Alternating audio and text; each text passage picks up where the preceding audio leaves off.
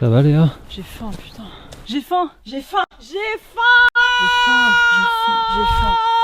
On va jeûner pendant 5 jours et on va vous raconter tout ce qui se passe dans notre tête et dans notre corps. On a vérifié que tout allait bien côté santé, en passant faire un check-up chez le médecin. Et puis on s'est aussi renseigné auprès d'une nutritionniste pour mieux comprendre ce qui se passe concrètement dans notre corps quand on se prive de nourriture. Quand on jeûne, on prive l'organisme donc du coup de nos fameux macronutriments qui sont les glucides, lipides et protéines. Et le corps commence à utiliser justement ses réserves en glycogène hépatique et musculaire, qui est la réserve en fait de sucre dans le foie et dans les muscles.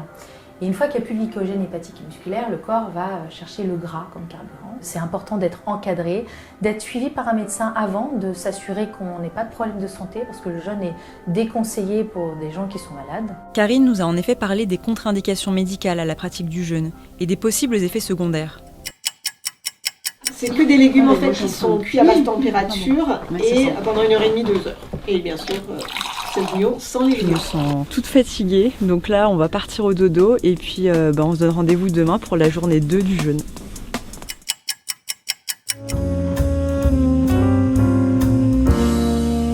Je vais aller voir un peu comment va Fabien.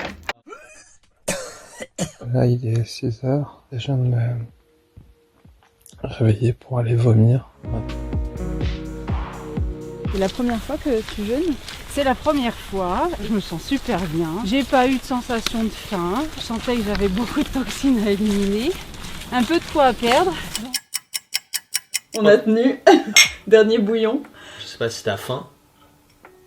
Moi non plus. Non, j'ai pas faim. J'ai hâte de mâcher quelque chose demain, d'avoir du goût de nouveau.